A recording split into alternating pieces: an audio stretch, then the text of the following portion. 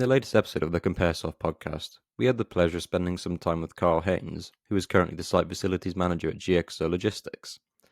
In this episode, we took a deep dive into Karl's professional journey from field support coordinator to site facilities manager. We also discussed the installation of beehives at his current company, GXO, as part of their ESG efforts.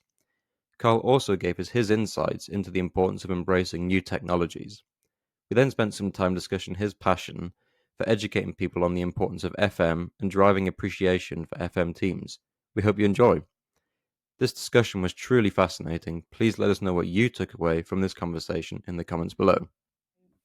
First of all, thanks for joining us today, Karl. We really appreciate your time to talk to us about facilities management.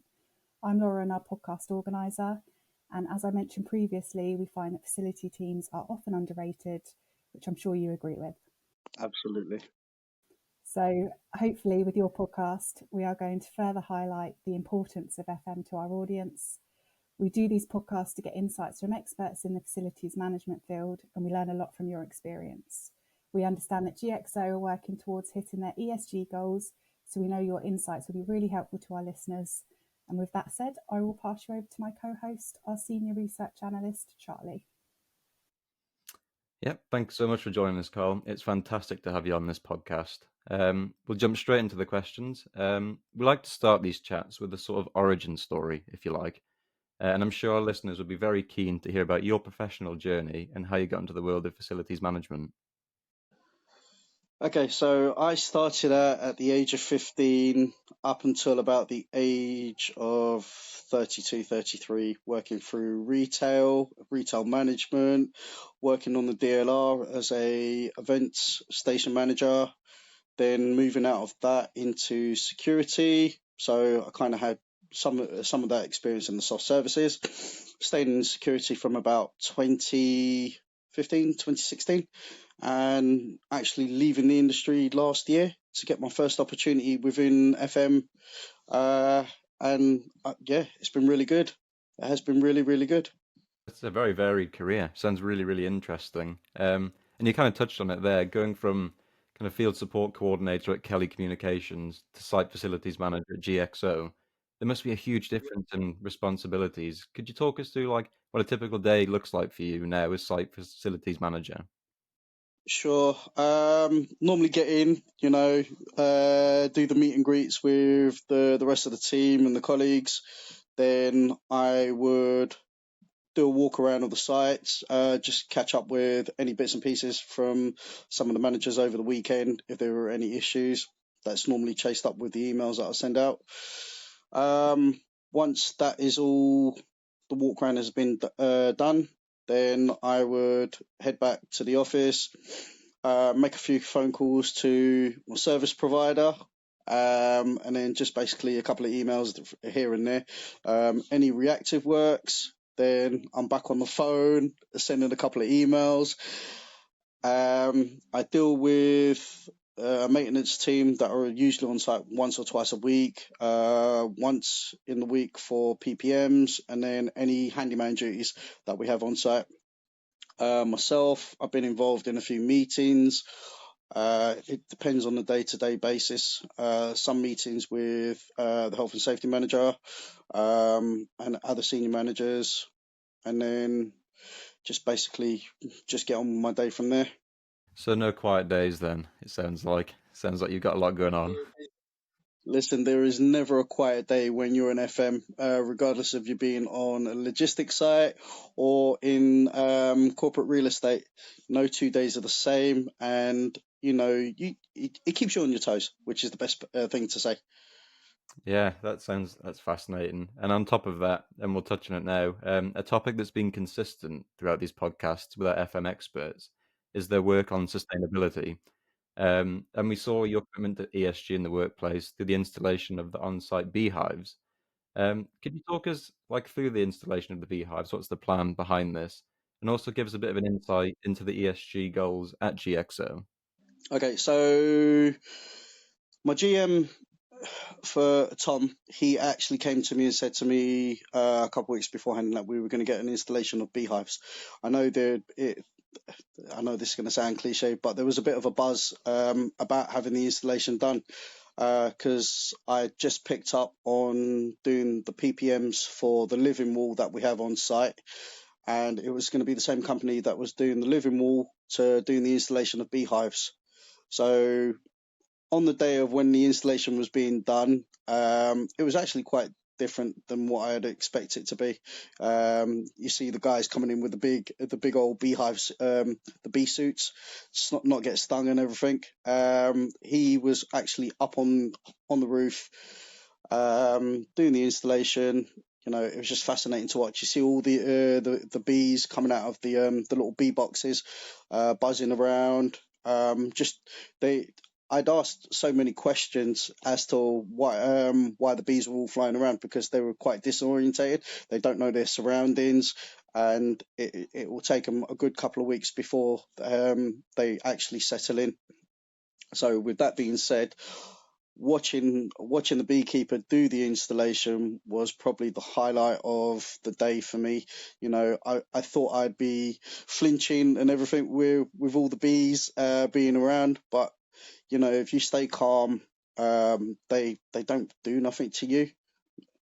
So that was good. Still asking a load of questions. How long will it take for them to settle down? When the beekeeper's going to be back on site? So yeah, a million and one questions. You know, I just wanted to be in the know of it, and it was really good. Then probably a couple of weeks later, just posting it out on LinkedIn, just to let people know about our ESG for the site. That's fascinating. Was there any like purpose to the beehives? Are you going to be like harvesting the honey, or is it just to kind of help them with new habitats and stuff like, and just help the environment in general? I think it's a mixture of both. Yes, we are going to have some extract some honey from the beehives at some point, because we're now later on in the year, and when they've done the installation, they're going to be settling down and basically just be in the beehives. And then next year it will start up again. We are looking forward to actually doing something with this, because I know there are a lot of issues with the English bee at the moment, because they're being killed off with a lot of the invasive species like the African bees, the Asian hornets. So whatever we can do on site and as a company to promote the English bee, then we'll do that for sure. That's awesome. That's really novel. We've not heard anyone discuss anything like this before, so that's really cool to hear. We're kind of going to a bit of tech talk now, which I'm sure applies to you quite well. A growing theme throughout the FM world is the adoption of like connected technologies, for example, IoT powered tech. And from our research at GXO, you boast over 100 different types of technology to help small and large businesses with supply chain. And you also have a digital warehouse in Leicestershire. It'd be fascinating to hear whether you think connected technologies will change the way you work and other FMs work in the future. We have an industry that is very aging. So I would say as an FM, we do need to be at the forefront of any technology that is coming out. So I know with AI is how do we adapt to that as an FM? That's going to be new territory for a lot of us that are looking to go that way. Yes, it will revolutionize the way we do things, you know, the way we interact with computers and so forth like that. But I think on a whole, yes, we do need to go that way. The old pen and paper is good up to a point, but then you've got to talk about sustainability with the amount of paperwork that builds up. And I guess for an industry that I'm in, logistics wise, GXO, we are probably one of the most innovative ones when it comes to our warehouses. A lot of the warehouses over in America, they use automated pickers, quite similar to what they use over maybe in Ocado and a few other warehouses. But I know having automated pickers, using a lot of robotics, you're always going to have, I guess, some sort of glitches in it. So to still have that human element there as well is always a good thing. And I guess I think a lot of industries, cleaning, they're using a lot of robotics as well as warehousing, and gradually it will go that way. But we still need that human element to it as well. Yeah, you kind of touched on it there. And while we're on the subject of tools, a lot of the FM experts we've spoken to in previous podcasts seem to find a good balance between using tools like software and continuing to use spreadsheets. What are your thoughts on software tools in general? And do you think spreadsheets still have a place? Yes, they do. When it comes to figures, you still do all your pie charts off of using Excel and so forth like that. If you're using the camp management systems and you're using it effectively, you can extract the data correctly in order to give you the information you need to put onto a spreadsheet. These are things that we essentially use, not so day to day, maybe weekly, monthly, or yearly, when we're having our meetings with our clients. Fantastic. That's really interesting. It's good to hear that they still have a place because they served us for so long.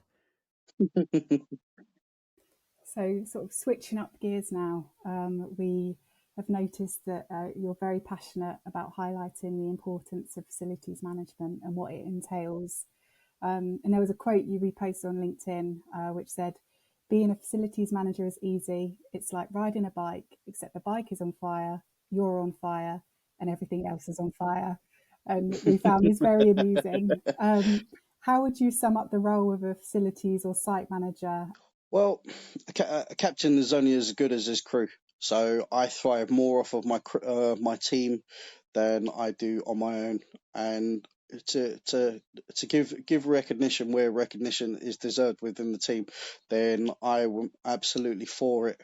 I've got a cleaning team, and I've had a couple of them awarded month on month for commendations. They've got their gift vouchers, and I do that I will be doing that with the security team as well, to improve their standards from having 10, 15 complaints about them on either daily or weekly basis to having 0 complaints about them now. And I always say to the security managers that they're doing really well. Same with the clean managers. I always promote good work wherever I can. That's really cool. Yeah, we find that's so important in your sector, because otherwise you can almost be forgotten. But we know your passion for sharing what FM involves on LinkedIn is great for educating people about exactly what facilities management is. Why do you think it's important for more people to understand the value of facilities management in businesses? See, this is where a lot of people haven't really appreciated an FM or building managers, property managers. It's one of those things. We're almost like unsung heroes, within any sort of environment. When things are going smoothly, you don't hear from us. When things are going badly or could go badly, then you will hear us. Then people will be coming to your FMs, your property managers, your building managers. They're the ones that they're your go-to people, and to give people, or to really promote that within the office environment. I think I remember when I first started, I was at a client's office in Paddington. Not many people knew who I was. And then sort of like after the Christmas party, everybody goes, "Yep, we know who he is. He's the go-to guy if we need anything. He's got a good team there to support him." I'd always shout about these guys, absolutely. I'd also shout about my regional manager at the time, Michelle Fleming. She actually helped me to get into the industry and really gave me the step up I needed, and it's kept me going. That's brilliant. And, that leads us perfectly into our next section, which is drive and appreciation for facilities managers and their teams. And we've realised in talking to facilities managers in the podcast that a range of skills are required to help provide a good service to your colleagues. And it's a skill that I've noticed that you've sort of taken along from your earlier roles to now, which is customer service. Do you think it's important in your role? Absolutely. Absolutely. I mean, the shoe's on the other foot with the current role I do at the moment, because I'm the client. I've got a service provider. Our end users are our customer from the other side, which would be the pubs. And obviously, we've got to maintain an effective relationship across the spectrum. So whether you're a cleaner, security, a contractor on site, or somebody that works within the site, you're all my customers, and I will endeavour to do the best that I can to make sure that you're looked after, I guess. That's brilliant. Yeah, like I think customer service is one of those skills that can be transferred across the board. So yeah, sounds great. Yeah. And in your view, you mentioned earlier, the use of gift vouchers and shouting about, great things that your teams are doing. How do you think facilities teams should go about driving appreciation in busy and dynamic workspaces, like where you say 1 minute you're not seen and the next minute you're at the top of everyone's list? I think we just continue just doing what we're doing, and then if it's not recognised, a job is worth doing when it's done, and when you do get the recognition, or if any of the team want to get the recognition, then absolutely, I will support, or we will support. We use the LinkedIn as one of the platforms, or we'll use our internal social media platform as well to promote about it. I think this is one of the things that we did when we were promoting about the beehives being installed, and then I kind of latched onto it from my GM promoting it to put it onto LinkedIn as well. So yeah, whatever we can do to support one another within the industry, yeah, let's do it. That's great. And one final question from us now, Karl. We like to Good. end these podcasts by leaning on your facilities management experience to provide helpful insight to others. What would be the best advice you would give someone just starting out in the FM field, or wanting to get into a position where they're responsible for FM teams and duties? Probably the same way that I started off. Network really hard for the first good part of a year. Then once you get that break, you're on the right path, and you'll continue to go walking down that path and climbing upstairs or climbing up a mountain, because being an FM, you're inspired by others, you're inspired by your team, you're inspired by the people that you work with, again, on all four fronts, whether they're the end user, your service providers, clients. You've just got to really start from the bottom and then just work your way up. It's not easy, but once you get there, you're flying. You will be flying high like a kite. That's the best part of the challenge, I guess, with being an FM. Amazing. And that's it. Thank you so much for your insight today, Karl. It's been You're great to welcome. understand your FM origins and see your passion for facilities management. Thank you. We'll be back soon with more fantastic guests like Karl. Bye for now.